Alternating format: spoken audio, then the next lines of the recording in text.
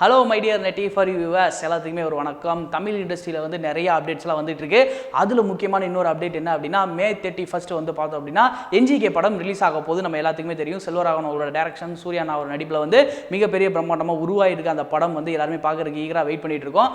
அடுத்ததாக செல்வராகவன் அவர்கள் யார் கூட இணைய போறாரு அப்படின்ற நியூஸ்லாம் வந்து நிறைய பேர் நிறைய ரூமர்ஸை கிளப்பிட்டு இருந்தாங்க. தளபதியோட இணைய போறாரு, அடுத்து தனுஷை வச்சு புதுப்பேட்டை பாட்டு எடுக்க போறாரு அப்படின்லாம் சொல்லிட்டு இருந்தாங்க. ஸோ அந்த வகையில் வந்து பார்த்தோம் அப்படின்னா அடுத்ததாக அவர் யார் கூட படம் பண்ண போறாரு அப்படின்னா, ஜெயம் ரவி அவர்களுக்கு வந்து ஒரு ஸ்கிரிப்ட் ஒன்று சொல்லியிருக்காங்க. அவருக்கு பிடிச்சி போனதாகவும் வந்து சொல்லியிருக்காங்க. இவங்க ரெண்டு பேரும் இணைய போறாங்க, அடுத்த படம் இவரோட தான் பண்ண போறாரு அப்படின்னு நமக்கு தெரிஞ்ச க்ளோஸ் சோர்ஸ் மூலமா சில விஷயங்கள்லாம் வந்து லீக் ஆகிட்டு இருக்கு. ஸோ அந்த வகையில் வந்து பார்த்தோம் அப்படின்னா அடுத்த படம் வந்து செல்வராகவன் யார் கூட பண்ண போறாரு அப்படின்னா ஜெயம் ரவி அவர்களோட தான் பண்ண போறாரு. நம்ம செல்வராகவன் அவர்கள் டைரக்ஷனில் வந்து 2 படங்கள் வந்து முச்ச பாக்கிலே இருக்குது. நஞ்ச மரப்பலை, அதுக்கப்புறம் மன்னவன் வந்தாடி. இந்த 2 படமும் வந்து கூடிய விரைவில் ரிலீஸ் ஆகும் அப்படின்னு சொல்லிட்டு எதிர்பார்க்கப்படலாம். அவர் வந்து முடிச்சிட்டாரு நெஞ்ச மரப்பதையெல்லாம். பட் ப்ரொடியூசர் சைட்ல இருந்து அந்த படத்தை வந்து ரிலீஸ் பண்ணாம வச்சிருக்காங்க அப்படின்னு அவரே ஒரு இன்டர்வியூல வந்து சொல்லியிருக்காரு. சரி, ஜெயம் ரவியோட இணைய போறாரு அப்படின்னா, ஜெயம் ரவி அவர்கள் இப்போ ரீசெண்டா வந்து கோமாளி அப்படின்ற படத்தில் நடிச்சிட்டு இருக்காரு. இதை தொடர்ந்து வந்து பார்த்தோம் அப்படின்னா தனி ஒருவன் 2, அதாவது மோகன்ராஜ் அவரே எழுதுறாரு. இந்த படத்துல வந்து நடிக்க ஒப்பந்தமாயிருக்காரு. ஸோ இது தொடர்ந்து வந்து செல்வராகவன் அவர்களோட அந்த ஃபிலிம்ல நடிச்சாரு அப்படின்னா வந்து வேற லெவலில் இருக்கும். ஏன்னா ஜெயம் ரவி அவர்கள் அப்படிங்கும்போது ஒவ்வொரு கதையுமே வந்து டிஃப்ரெண்டாக சூஸ் பண்ணக்கூடியவர். அவர் வரிசையில் இருக்க வர படங்கள் எல்லாமே அதே மாதிரி செல்வராகவன் அவர்கள்னு சொல்ல அவசியமே கிடையாது.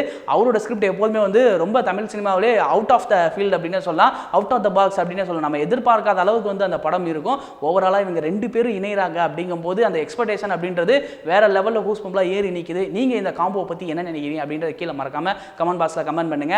நெக்ஸ்ட் இன்னொரு நியூஸ் கூட சுட ஒன்று இருக்குது. என்ன அப்படின்னா, இந்த கொலையுதிர் காலத்தில் ஒரு ஃபங்க்ஷனில் வந்து ராதா ரவி பேசினார் இல்லையா, சுட ஒரு நியூஸ் செம்மையாக ஹாட்டாக பற்றிட்டு பரவிட்டு இருந்துச்சு. அந்த படத்தினுடைய அப்டேட் இன்னொன்று வந்திருக்கு. என்ன அப்படின்னா, கொலையுதிர் காலத்து படத்துக்கு வந்து UA சான்றிதழ் வந்து கொடுத்துருக்காங்க.